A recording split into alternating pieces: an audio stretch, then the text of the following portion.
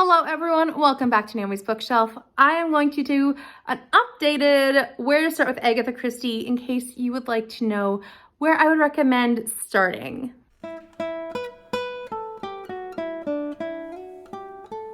So I did do one of these videos 2 years ago at Christmas time. So in case you want to check out that video, I do stand by all my recommendations over there. Except for one, I maybe would not say Seven Dials Mystery is the first place to go to. But I do stand by almost all of my recommendations over there. So I will link that in case you want to check out the other books I highly recommend starting with. But I do have 5 more recommendations. So these are the ones I also would say these are great to go with. So the first one I will say is Murder at the Vicarage. This one is a really great place to start with for Miss Marple because it's her first book. And I think you really get a great look at Miss Marple and the way she lives her life, but also the way that she interacts with the world around her. This is a really interesting way to read Miss Marple and the way that her characters are and the way Agatha Christie introduces you to characters. I love the slow pace, but also the gossipy nature of Miss Marple books. And I think that's really interesting how it solves the murders. So this is a really great place to start with Miss Marple. And I mean, why not start at the very beginning? But this one I think is a highly recommended spot for me to say, go for it. I also think that this is an ingenious way of doing a murder. But yes, so this is my great place to start with Miss Marple, but there are several other books that I recommend in my other video for Miss Marple books if you're wanting to check them out. Now, a Poirot book that I have here is The Holo, and I read this one this year and I thought this one was very brilliant. I really enjoyed how this one worked. It is a thicker book, but the way it works, it just makes you really get your teeth into it. And I love how this one twists and turns on you. It is very action-packed and very fast-paced, and I love how this really does follow different characters throughout the storyline. It does engage with Poirot, and if you are hesitant with Poirot's quirks, because Poirot is a very quirky character, you're not going to get full in-your-face Poirot right away. So I think that is something in case you're hesitant about the Poirot nature of him. But this one is very interesting. It follows Poirot as it follows a man who is going to a home which is called the Holo with his wife and I think children. It's been a while. I read it in January. And he also has a love for another woman. So his wife is definitely the second attention in his life, essentially.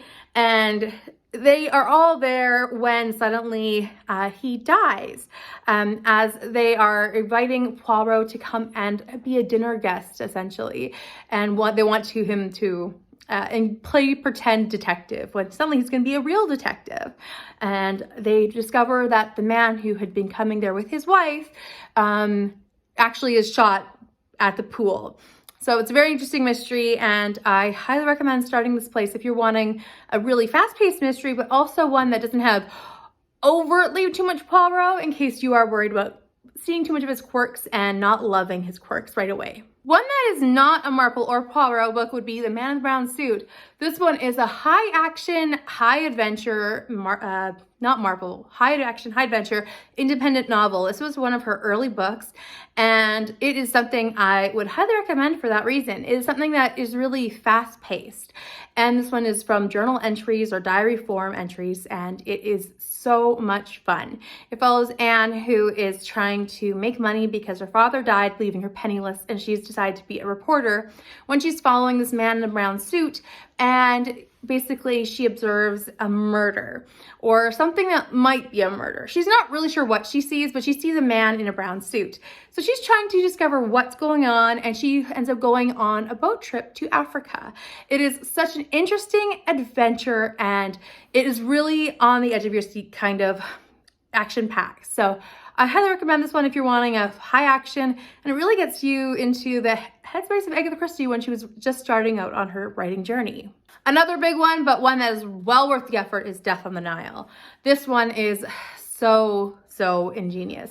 It is a big, thick book of massive proportion, but it is about a third of the way in when suddenly a body happens. So I don't want to say too much more.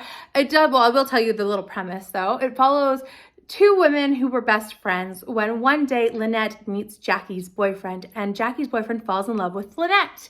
However, that obviously causes tension. So Lynette's boyfriend and Jackie, or not, Lynette's new boyfriend and Lynette fall in love and get married. And Jackie ends up stalking them around the globe on their honeymoon. They end up going to Egypt, where they end up running into Poirot with a bunch of people who happen to be connected to Lynette and all her money because she is a very wealthy heiress. And then they all go on a Nile cruise. This is where the adventure takes off. It is very well done.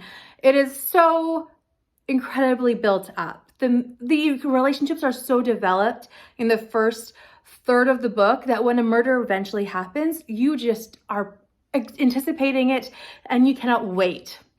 I just love how this one is put together. So I really recommend starting with this one if you're wanting to have that slow build and then suddenly you can't wait to see what happens next.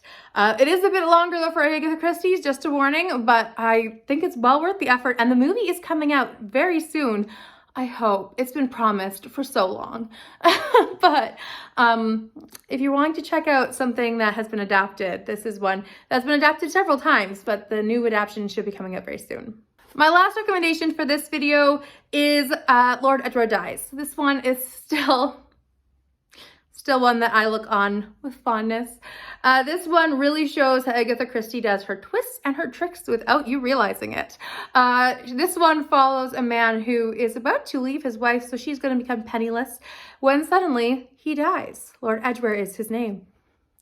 But this is really, the whole point of this book is that his wife is obviously the main target because she would be the one who would benefit the most from him dying as opposed to leaving her. But the problem is that she was seen at a dinner party the same night. So what could it be? This is also a Poirot novel, and it is such an interesting premise, and it really shows you how Christie can work her magic. I think it is ingenious. And so all of these books are Christie showing off her brilliance. And the one thing about Christie, though, is that she does do a slow burn, a slow build up. And then once you get there, you cannot wait to see what happens next. So I recommend all of these along with the ones I recommend in my other video, which I will link for you so you can check out my other recommendations. All of those ones I still recommend starting with Agatha Christie, but I wanted to highlight some more other ones that you should check out. So we have Marple, several Poirot, because I have been falling in love with Poirot's books lately. He's grown on me. But also The Man in the Brown Suit is another great independent novel. So yes, highly recommend these ones. So please let me know down below if you are not new to Agatha Christie. What's your first Agatha Christie you ever read? And if you are new to Agatha Christie, which one will you pick up? I would love to hear from you down below in the comments. And please like and subscribe if you are new here and if you enjoyed this video. And I'll see you next time. Bye for now.